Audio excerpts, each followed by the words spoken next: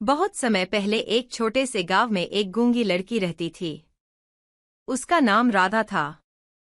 वह बोल नहीं सकती थी, लेकिन उसकी आंखें बोलती थीं और उसकी मुस्कान सबका दिल जीत लेती थी। गांव के लोग उसे बहुत पसंद करते थे क्योंकि वह दिल से मददगार और दयालु थी। राधा का एक सपना था, वह गाना चाहती थी।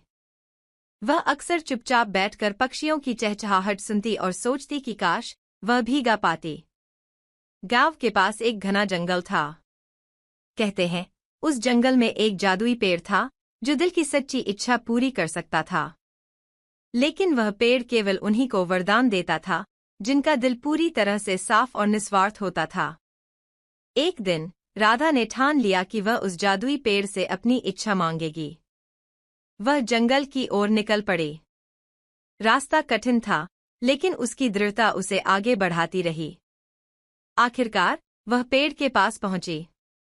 पेड़ के पास पहुंचते ही उसे एक मधुर आवाज सुनाई दी, जैसे कोई उसके मन की बात जान रहा हो। पेड़ ने पूछा, तुम्हारी क्या इच्छा है, बालिका? राधा ने हाथों से इशारा करते हुए अपनी बात समझाई कि वह गाना चाहती है, क्योंकि संगीत ही उसकी आत्मा की भाषा है। पेड़ ने कहा, तुम्हारी इच्छा पूरी होगी, लेकिन केवल तब जब तुम इसे दूसरों की खुशी के लिए उपयोग करोगी। राधा ने सहमति में सिर हिलाया। जैसे ही राधा ने पेड़ को स्पर्श किया, उसकी आवाज लौट आई।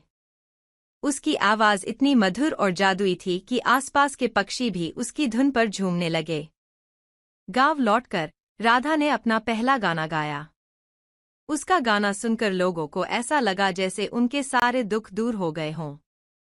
उसकी आवाज में ऐसा जादू था कि जो भी उसे सुनता, उसका दिल खुशी से भर जाता।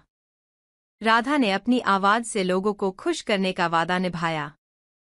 वह दिन और आज का दिन राधा का गाना गांव की पहचान बन गया। उसकी आवाज ने साबित कर दिया कि सच्चे दिल से चाही गई चीजें जरूर पूरी होती हैं, और उनका उपयोग अगर दूसरों के भले के लिए किया जाए तो वह किसी जादू से कम नहीं होता।